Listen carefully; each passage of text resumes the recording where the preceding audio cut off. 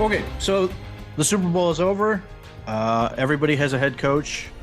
There's stuff starting to move on the Browns coaching staff, which is kind of interesting.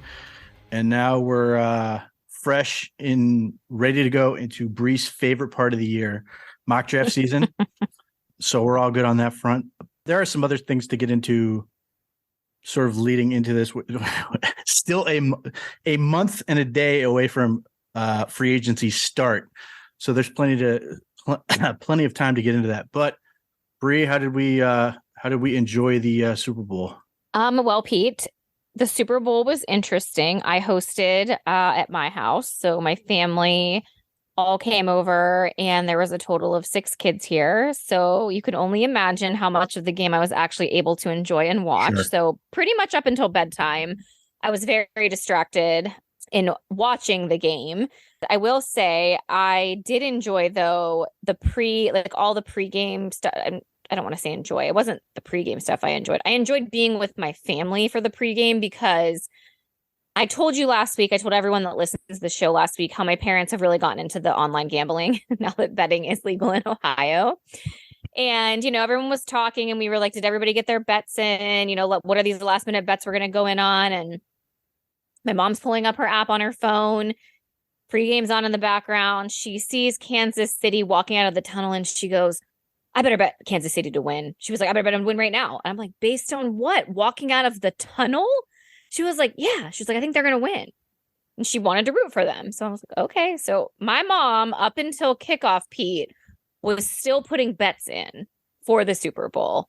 Sure. And obviously she hit on Kansas City winning. I'm going to have to actually ask her if she did put that bet through.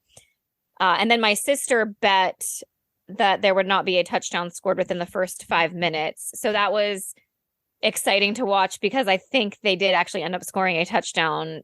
It was like 18 seconds. She needed them to not get in on that touchdown run. So she lost money there. So I will say, Pete, the gambling aspect for me made it a lot more fun to watch, knowing that I had no true investment in either team winning or losing. Although I was rooting for the Eagles specifically. Yeah. So for me, that was the more enjoyable part of the game when I was actually able to sit down and watch. Yeah. And if you bet with me, you paid more attention to it than I did because Bri and I were texting back and forth during the game. And I was like, I think I hit the Eagles touchdown. I think I hit Jalen Hurts scoring two TDs.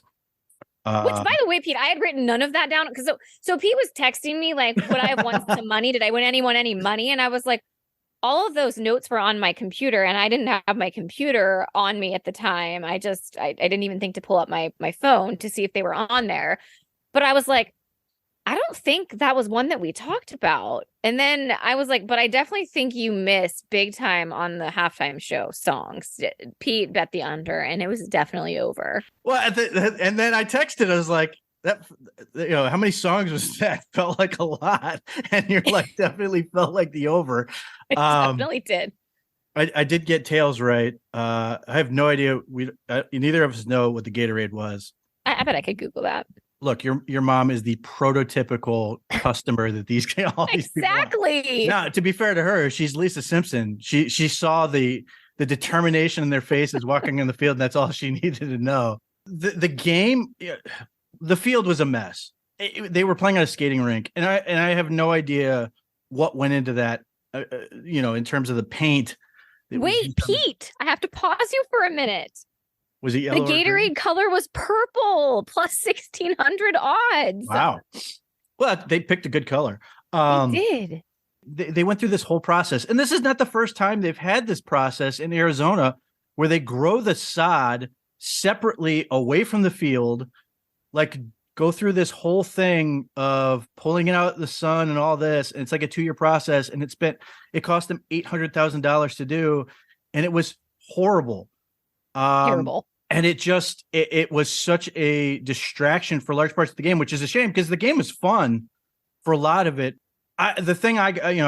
Ultimately I picked the Eagles, and the reason I got what I thought was going to happen is I thought the Eagles were going to control the line of scrimmage. And early in the game, I was like, okay, we're looking pretty good. I was blown away by how good Kansas City's offensive line was.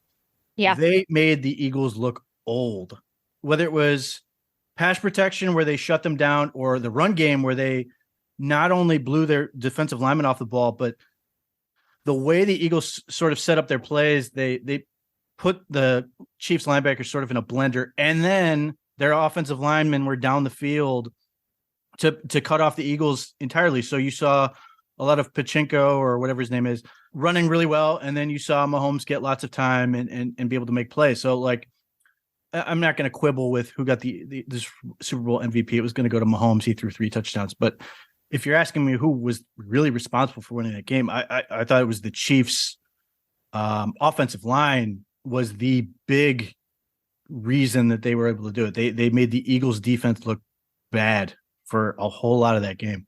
Yeah, and that was, I think, a surprise to me too, just in what we talked about last week with the Eagles' defense. But yeah, they look like a completely different team, and props to Kansas City and the coaching staff, and Patrick Mahomes is obviously amazing at making the adjustments and being prepared for what they were walking into.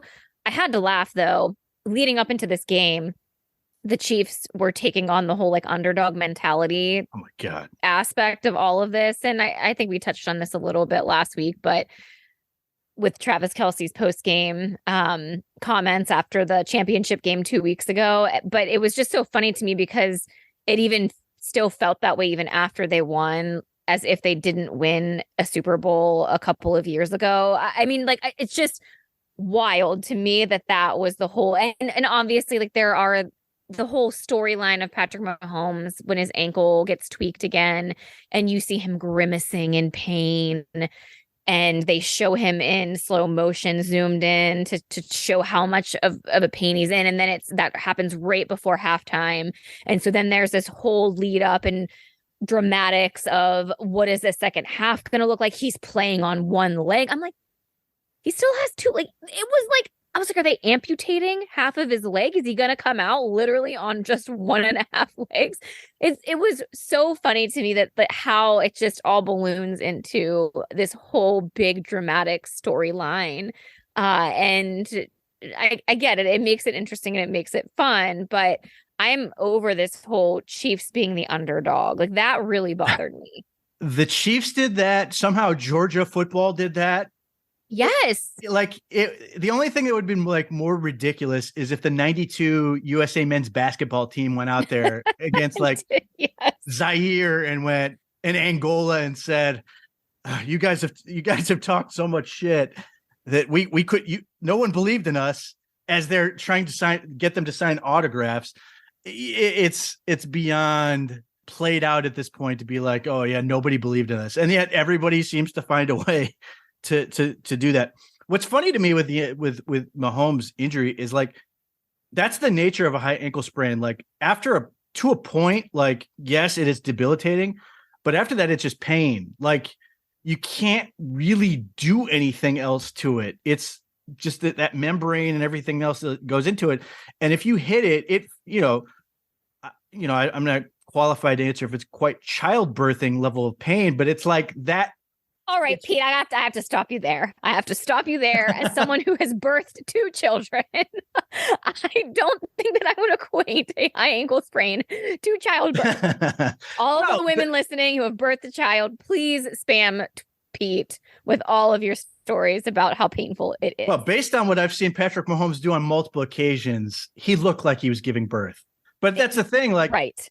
If that was a woman quarterback, Pete, let me just tell you, she wouldn't even have grimaced. That's true. I think Pat Mahomes does deserve some criticism for milking it, but that's the thing. Like, once that pain subsides, you're where you were. It's not like an injury. It's not that type of injury where it's like you re-aggravating it actually does something to it. It just hurts like hell, and it's going to either subside or it's not, and it doesn't change your mobility or anything else. So when it happened, I was like, all right, it looked like he got his, leg twisted a little bit again.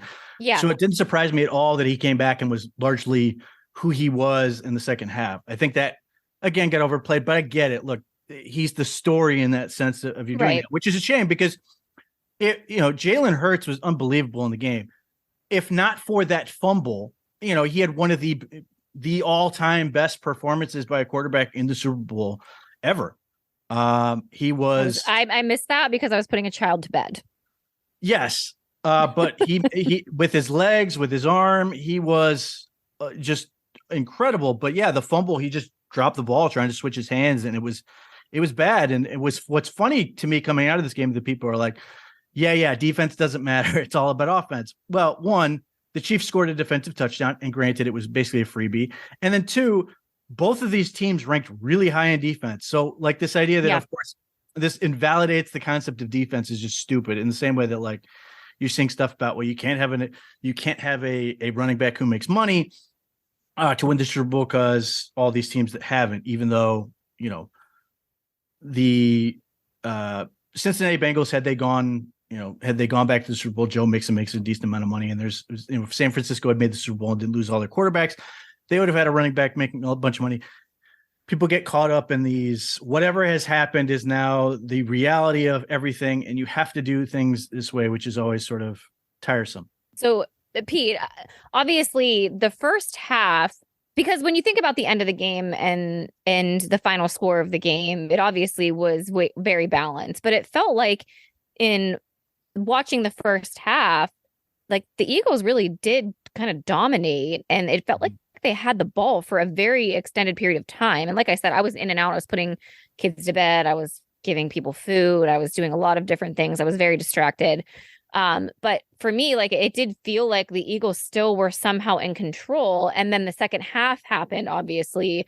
And that's where it felt like the Chiefs really came out. And in watching them and watching the third quarter specifically, I just felt like they were going to win the game. It just felt like such a shift in what the first half looked and felt like versus how they came out in the third quarter, and then obviously how the game finished. No, that's 100% right. Like, that fumble was a huge deal because it kept the Chiefs in the game. But otherwise, the Eagles didn't allow the Chiefs to have the ball much. They were really dominant, moving the ball down the field. And here's another game where they were extremely aggressive on fourth down. 4th and 3, 4th and 5. And that, in fairness to them, 4th and 5 was in sort of like a no man's land area of the field. It wasn't like a field goal spot, and they weren't going to punt. So it sort of made it easier to go for it. But nevertheless, being aggressive paid off. In fact, this is another game where it was interesting hearing A.J. Brown say, they kicked a field goal that put them up, like they settled for a field goal at one point. A.J. Brown said later, like, that's when he thought they lost the game. And for people who like are always talking about take the points, that's really how players feel. The field goal itself is the failure. It's not, oh, we got points, we're good with it. It's usually we needed to score a touchdown. That's the mindset of a player. So that's, again, for people who are like want to be super conservative, that's really how they feel. Fourth down, it gives them a chance to go and sort of fix that and allow them to continue down the field. So that part was interesting. I thought the Eagles, if you get into the actual analysis of that, like, people were like, no, this really helped the Eagles. And it's hard to argue that, but they actually come up with numbers to sort of back that up. But look, the second half, the story of the game was the red zone.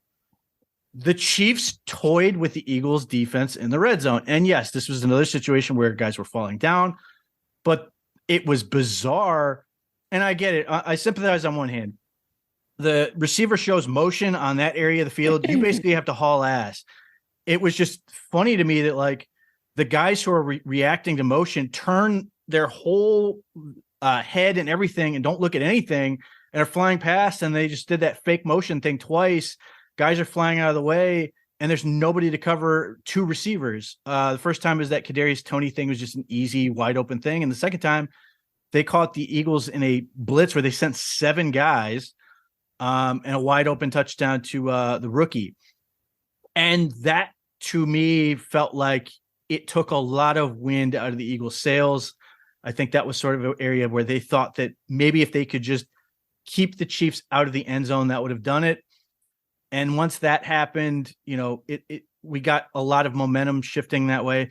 And then ultimately, you get the situation where the call, in the heat of the moment, I hated the call.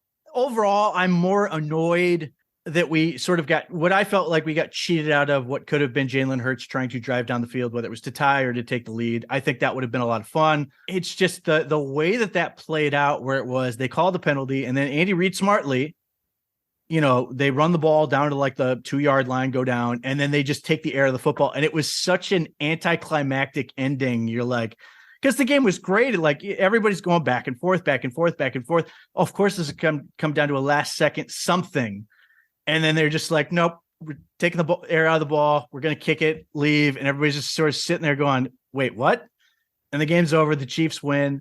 As I said, it was a fun game. It just anticlimactic, sort of felt sort of like a punch in the gut. And it's not a great look for the NFL. And it's not really fair to like be against the league other than the field part. That's 100% awful. The officiating part, I get it, I guess. But nevertheless, sort of unsatisfying ending to an otherwise fun game. Okay, so I have a story about that too. So let me rewind a little bit. So as I'm watching the game, my son, Maddox, was talking about the Super Bowl like all week, how he couldn't wait to watch the game. He wanted the Chiefs to win. There was for him, a lot of buildup for this game. Fast forward to the actual day of the game. He had spent the night at my sister's house the night before. So came into this Sunday with very little sleep. And if you know the kid, you know that regardless of how much sleep he gets or does not get, he's still the same energetic. Everything happens at full speed all the time. So all of my cousins were also over. All of his cousins were also over. And they were playing hardcore during the first half of the Super Bowl, which is why I was not watching a lot of it, because I was trying to play referee in the backyard and make sure no one was injured. So everyone leaves after halftime, trying to get the kids to bed, because like at this point, it's 8:45, 9 o'clock on a school night and already functioning on very little sleep from the night before. So I knew that a meltdown was bound to happen. However, he then realizes it is now bedtime and that he has not watched the Super Bowl. So he throws himself dramatically on the couch and says to me, I don't want to go to bed. I was expecting to watch the Super Bowl. I didn't get to watch any of the Super Bowl. I want to see if the Chiefs win. To which then I am like, okay, I said, you had a chance to watch the first half of the Super Bowl and you chose to play Fortnite with your cousins and not watch any of the Super Bowl. And now we have school tomorrow, so it is time to go to bed. So this was another 10-minute battle. I did let him watch 3 additional snaps that seemed to satisfy him. He goes up to bed. So then I get to watch the rest of the game in peace. The final minute of the game, I realized, I knew that I had done this. I had bought squares at work. People were, we were doing the square situation, and I had purchased a square for my daughter, a square for Maddox, and then 2 squares for me / my husband. So I kind of forgot about this because I hadn't won any of the other quarters. And so the game's obviously coming down to Kansas City is either going to score a touchdown or they're going to score a field goal. And so I see them obviously not go in for the touchdown. He slides in bounds, takes time off the clock. And I'm like, oh, they're going to line up for a field goal. So I'm looking at the score and I'm like, I wonder who has 8 and 5. I'm like following the little square. I'm like going, do. Oh, it's me. I have 8 and 5. So then I'm like, I really need him to make this field goal because this is a lot of money that I'm going to win right now. So obviously the field goal happened. And then my husband looks at me and he goes, well, now you just have to hope that like they don't fumble and Kansas City runs it back for a touchdown or some like weird thing happens at the very end to change the score. So lo and behold, I know that obviously that doesn't happen. And I went back and looked at my square and it was Maddox's square. So Maddox technically won the money. And I was like, oh man, I'm going to have to tell him in the morning that not only did the Chiefs win, but his square won and he won a lot of money. So he woke up that morning and he came in and he asked me, he said, who won last night? And I said, the Chiefs. And he said, great. That makes my day today. And I said, oh, by the way, I said, your numbers hit. You won a lot of money. His eyes got real wide. And he was like, how much money? And I was like, whoa. I was like, wait a minute. You are not getting this full amount of money because you will immediately invest it either in Robux or V-Bucks. And that is not going to happen. So anyway, Pete, he had the best day ever. He was super excited that the Chiefs won. He went down, he watched the highlights. He told all of his friends on the bus, his teachers, that he was involved in a gambling act because he told me that he told everyone he won monies at the Square game at the Super Bowl. So parent of the year over here, just letting my 7-year-old gamble during the Super Bowl. So yes, I was very pleased with the end of that game and the field goal and not the touchdown. What's funny is in talking to Nicole, her husband is a Broncos fan. Yes. Her oldest son loves Patrick Mahomes. I think you've told me this before. So every time she's like talking to me, she's like, "Oh, it's gonna be great. He's gonna get to see at least part of, his first Super Bowl." I was like, "It's like, don't worry about it. He'll get to hold this over his father's head for decades." And she just exactly. laughed. Well, I know, and that's like the funny thing because, like, both of my kids actually are learning about the players in the NFL. Like, they know the names, it's like Joe Burrow, Josh Allen, Patrick Mahomes, Nick Chubb for the Browns, Myles Garrett. And like the more that we watch these games, the more I'm like, I feel like there's a chance that they're gonna not want to be Browns fans like pretty soon here, just based on like watching other teams have success. And part of me is like, is that the worst thing in the world? I don't know. Like, do I set them up for pain for the rest of their life? I think football has just made itself so accessible in that regard. One, highlights are everywhere. They're easy. So it's easy for any kid to fall in love with Patrick Mahomes because look at all the stuff he gets to do and you get to see it. And obviously your son is a big proponent of the Nickelodeon Slime Time. Slime Time, which, is also another way for the, yes, to feed highlights. So it's very easy for that. It wouldn't surprise me if you end up with a lot more fans who are just sort of fans of players they like, and then they like. Yeah, and that's like what it seems to be. It's a lot of like players. Like I can envision him owning a lot of different jerseys of players he likes. But I think that's really following something that's already happening in the NBA and has been happening in the NBA, because the NBA did such a big focus on making their highlights accessible, making it so you could watch games and stuff in a very short amount of time that were digestible. Like it's weird, like in coaching and stuff, like how many kids don't sit and watch a 3-hour game. Oh, they just consume. I know that. They consume like these very easy digestible things that like they know what's going on, but like in a very short thing. So in that regard, I think it's sort of interesting. Good or bad, who knows? It's great for the NFL. I mean, the NFL is loving it because they've got a bunch of kids who are super excited about all these things. And for all the things we can complain about with Odell Beckham Jr., he started that in a lot of ways with kids, and that's sort of like, I wish the NFL would further relinquish having such a tight grip on some of these things because it's really effective and good in terms of trying to grow their game. Yeah. So, well, the other piece was the guy that plays for the Eagles, Avonte Maddox, on defense. Obviously, when his name gets announced or like they talk about him on TV, Maddox obviously is like very much into that because like, oh, I like the Maddox guy because that's his last name. Sure. So yeah, he thought that was pretty cool too. Right. How'd you feel about halftime? Okay. I loved it. Right. I was a big fan. I think obviously when Rihanna came out, everyone that was watching it at my house was also like, oh, is she pregnant?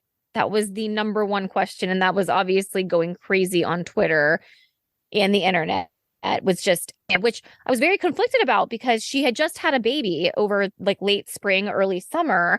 And I was like, well, maybe she just hasn't like lost all her baby weight. Like she's totally fine. Like postpartum, like body still very much in play here. I don't want to speculate that she's pregnant, but then also the outfit that she was wearing almost seemed like a bit of, because of the way it was zipped and everything was red on red, it almost looked like I couldn't tell if it was her stomach or not, or if it was an optical illusion. So there were so many things running through my mind, but then she was like touching her belly and she wasn't dancing all that much, although she was suspended very high in the air. She's a champ for that, by the way. She had better footing on that tiny little platform than the Eagles did in the whole game. I know. And the dancers that were on their platforms too. So I really liked it. I liked the fact that like it wasn't this, she didn't have like any guests come out. There weren't a million outfit changes. Her dancers were amazing and great and entertaining. I thought that her live singing was great for the parts that she was singing live. She did all of her hits that everyone knew. So I was all about it. I thought it was amazing. And I thought it was a job well done. And she didn't need all that fanfare and extra stuff that typically goes into the Super Bowl. So you covered the pregnancy angle. Here's what I will say. Rihanna is perfect for what the Super Bowl halftime is supposed to be. Perfect. Yes. She, like all the people who complain about it, I will just tell you this. It's not for you. Exactly.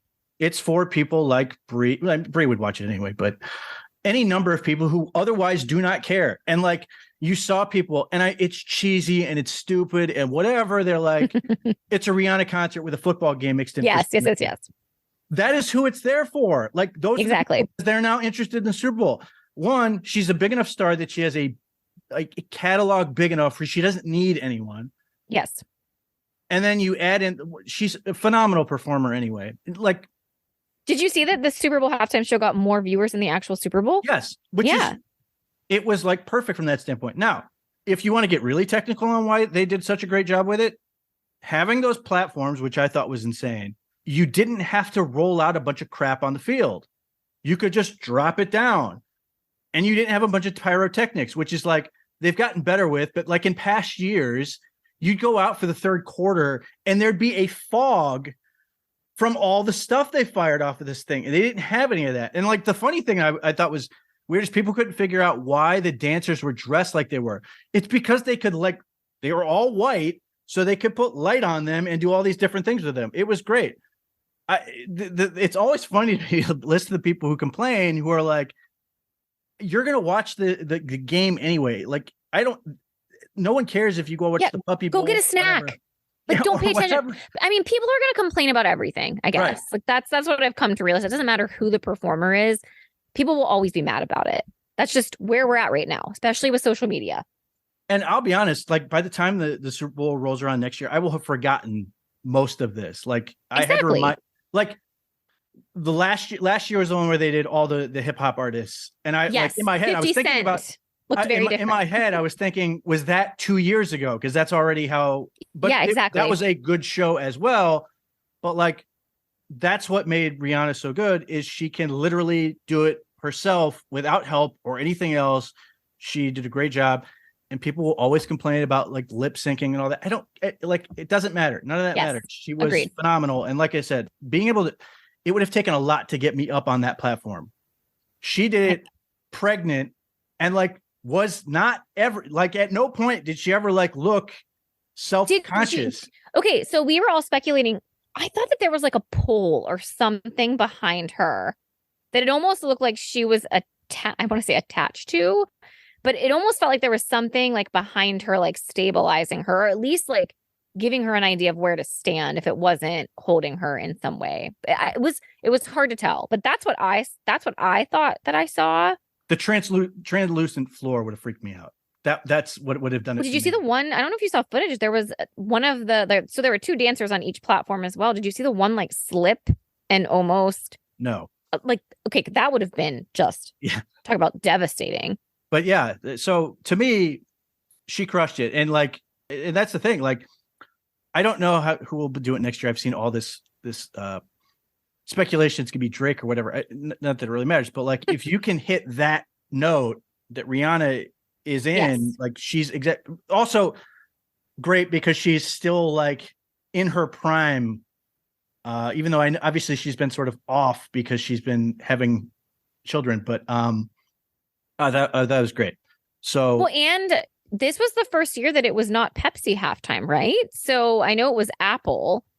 This was their first halftime show, which was a different sponsor altogether. So I wonder too if how much input they had versus Pepsi obviously has been doing it for a very long time, but I thought that was interesting. And then you saw that she didn't get paid for this. I say paid in quotations because there was there was no money exchange, but obviously the amount that this does for her brand overall and the exposure, there's obviously money attached to that piece of it because Rihanna hasn't had a new album for a long time. So, I don't know the ins and outs of, what the benefit was for her, like coming out of the Super Bowl, but I can only imagine her streams on all of the music Mm-hmm. platforms probably jumped up, and there's royalties attached to all of that. And then getting her name back out there again. And obviously it was a pregnancy announcement that we come to find out. So, Which, I thought that, like,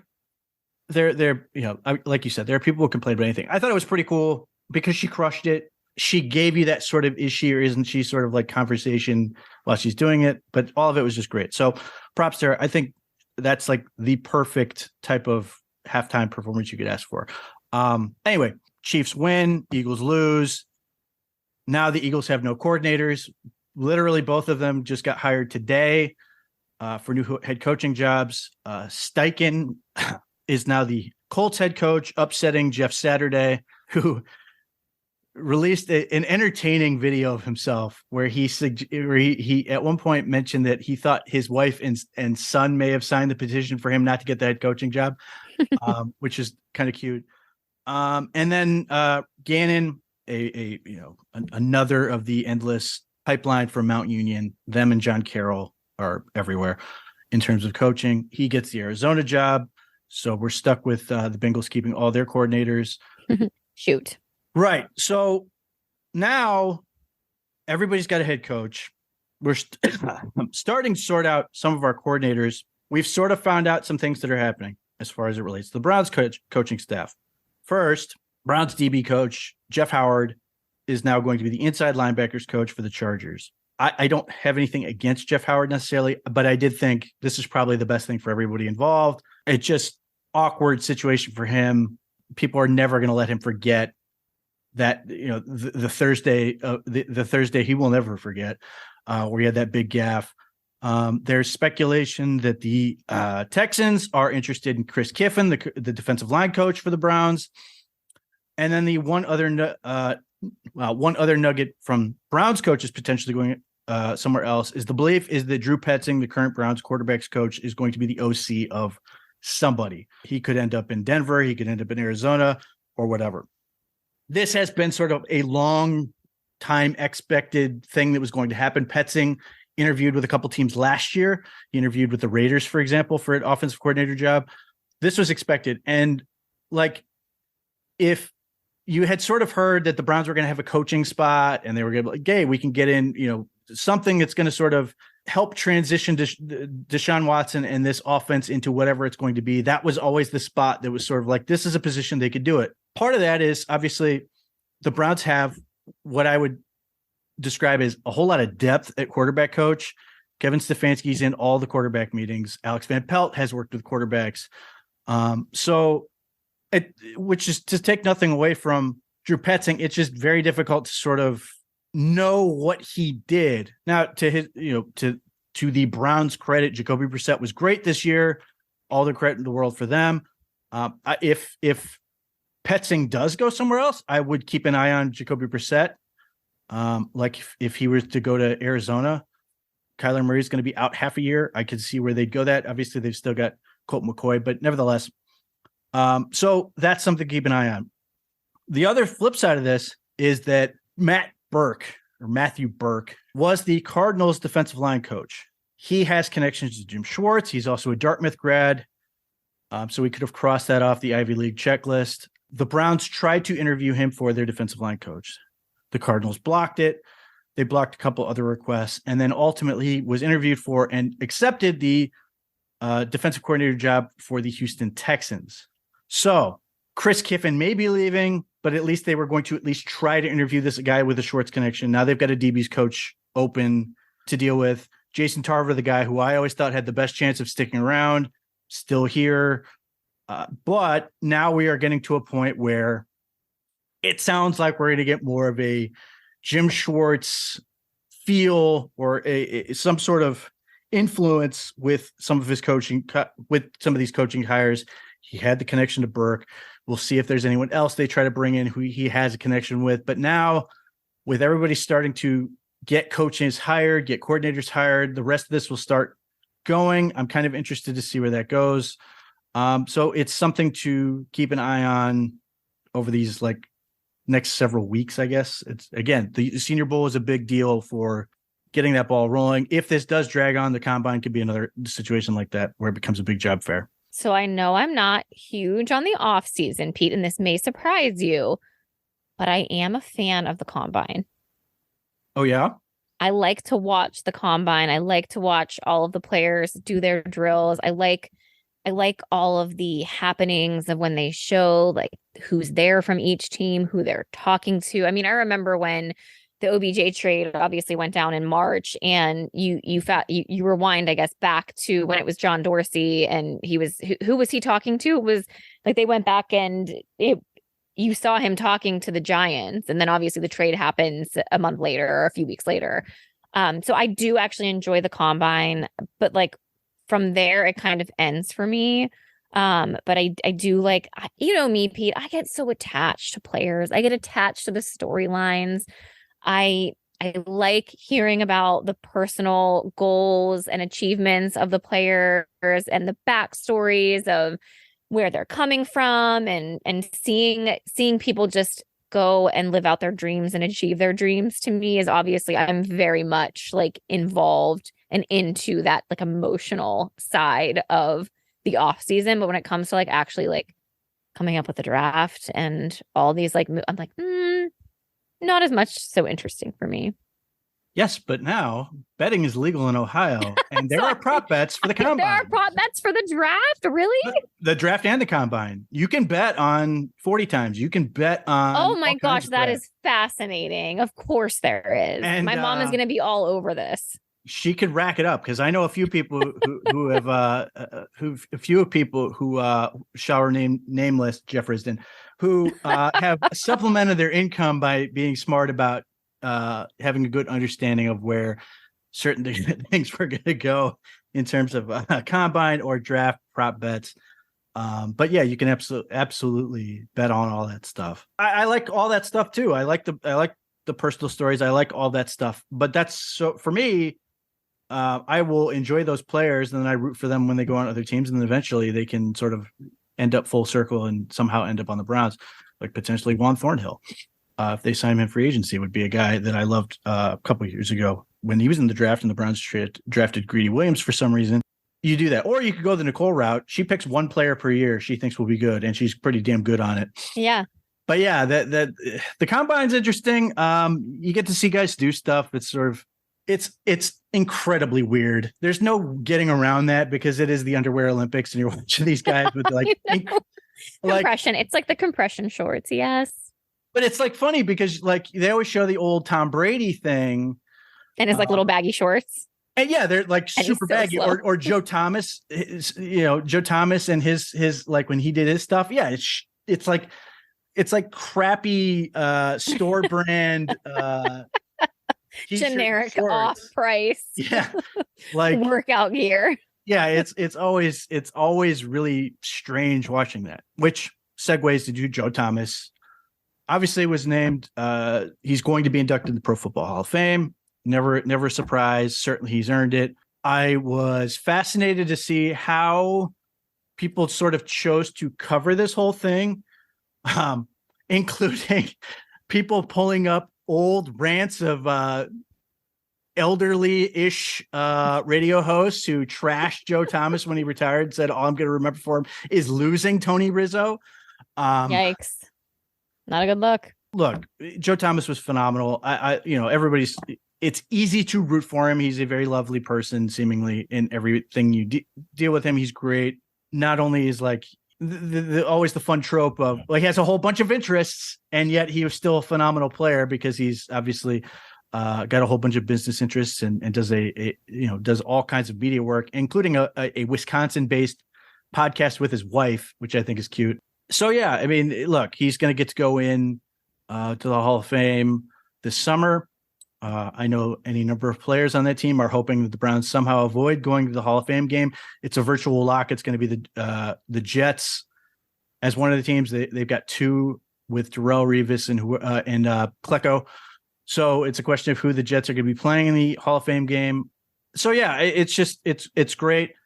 It's been a while. Unless you're old enough to remember Ozzie Newsome, and even if you are, you may not have sort of like really appreciated like what it meant to go in the Hall of Fame, because that used to be sort of normal. And then we've been on sort of a, we'll call it a drought for this many years, with waiting until Joe Thomas gets to go in this summer. Yeah, and it's probably going to be a while until we see our next one, to be honest with you, right? No, the Browns are going to have at least 2 more Hall of Famers. Yeah, but like when? Well, Joe Bitonio is going to go in, so he's got however many more years of playing, which could be 2-3 years, so 7 more years for him. Yeah, I know. I'm like it's. Yeah, so yeah, it's a way. I'm not doubting that the Browns don't have people on the team. Well, like Myles Garrett, yeah, like you would hope would eventually get in, but again, like no idea how long he's going to be on the Browns. That's the other thing. Like, it's just remarkable about Joe Thomas is it was his entire career with one team, which is just so unusual these days to have a player start and finish their career with the same team. We all know that there was talks about him being heavily recruited to go to the Broncos. It's not like he didn't have options. And I think that says really a lot about him just overall, and the amount of adversity that he dealt with and faced, the amount of quarterbacks that he played with, the coaching staff turnover. I mean, I'm really looking forward to one day reading his book. I really hope he puts out a book one day. I think Joe Thomas is like obviously like very beloved in Cleveland, rightfully so. But also I think the way that he has turned his career into media and how he has shown up on a national setting, he's always been very respectful of the Browns, even though he obviously had a very tumultuous career with them, not because of him, but just what he went through and what he was a part of. That I would just love to hear more stories about what that was like and the truth and a look behind the scenes, because I think if there was anyone to do it, it would be Joe Thomas that could do it in a way that wasn't coming off as being critical or being what's the word I'm looking for, Pete? Like malicious. Like I don't think Joe is that type of person, but I do think it would be pretty eye-opening. Yes, I think he would go in with the best of intentions, and yet people would drag out all kinds of Yeah, for sure. So he probably will never do that. But and to your point, I agree with you. Now, ultimately, if he was just to do a book on his career, that'd be great. I'm kind of, and it'd be nice if he does that, whether he does it or not. I'd be more curious to see if he does one for like his life, because he's exceptionally talented. And like, as I said, it's always fun. That's why I always laugh when people are like, well, he has too many interests. Like Joe Thomas is a giant track nerd. Loves track, loves throwing events and all this other stuff. But like he liked fishing and all this other stuff. And that was not used against him. Yet it has and continues to be used against Myles Garrett, who is in this exact same vein. He's exceptionally talented and bright and all these things. And you could see whenever his career is over, you could see him do a million things. Yes. And be great at them. And so what does that turn into? Well, Myles Garrett's going to retire super young because he just doesn't give a shit, or whatever it is. Right. Even drafting him. Oh, he's going to retire in a couple of years and go play with dinosaurs or whatever. Like just stupid stuff that just doesn't get equally applied. So, yeah.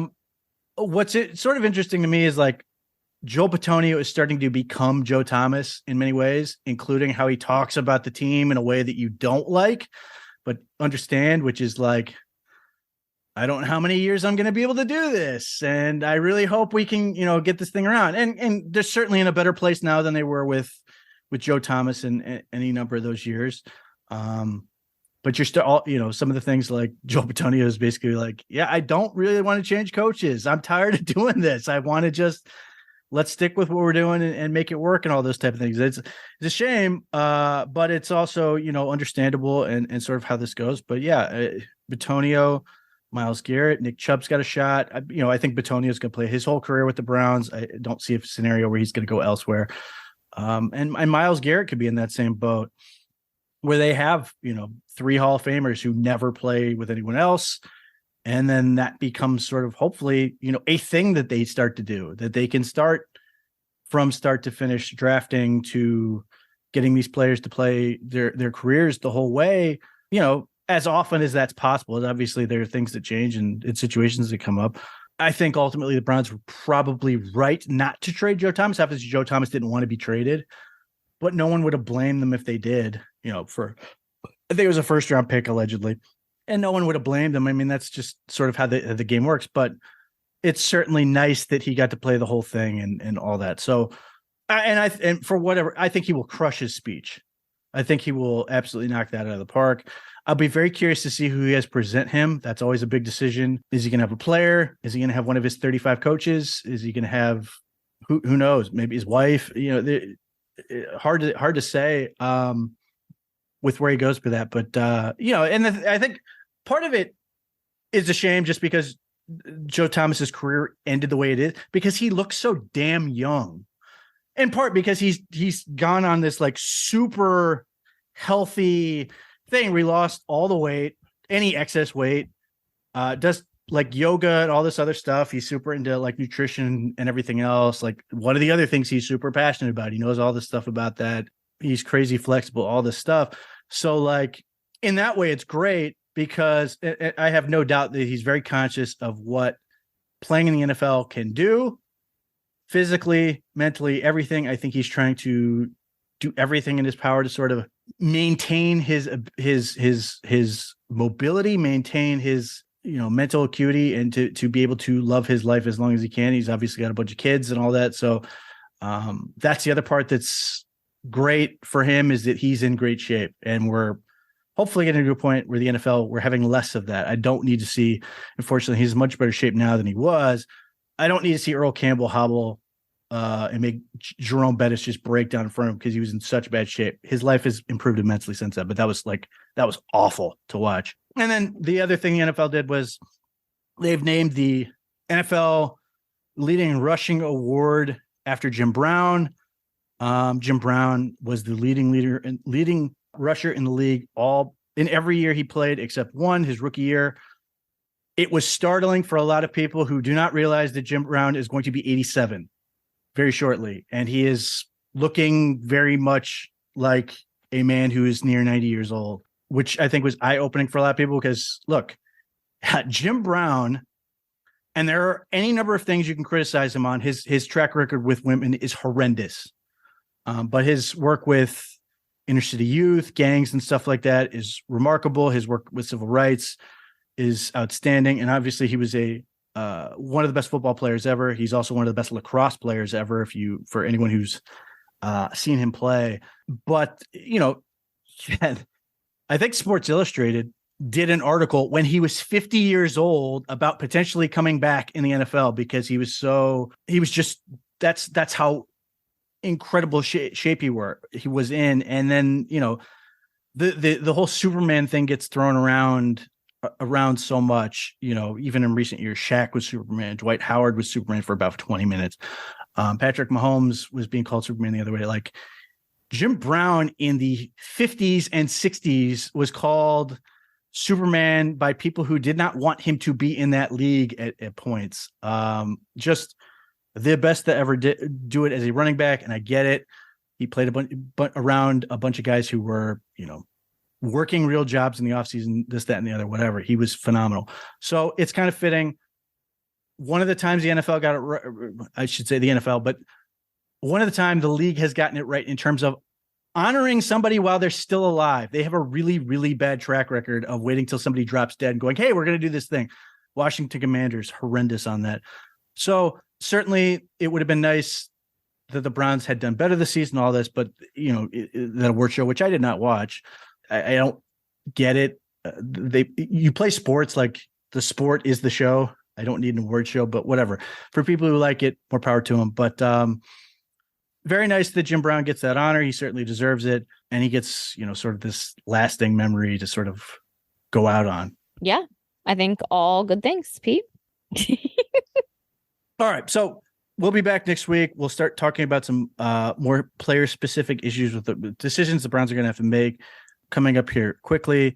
But yeah, the Super Bowl was plenty to talk about. There's lots to go on there. And hopefully, we're going to get started with more real coaching decisions that we can sort of, really see where this team's going to go, get a direction, especially on defense, and sort of feel out where this team's going to be in a few months, so we can stop rehashing certain topics that cannot go away, like trading Nick Chubb, or what if Deshaun Watson was suspended for even longer or less or whatever, and all this other stuff that we can't change. With that, do us a favor, tell a friend about the podcast if you like it. We'll be back next week.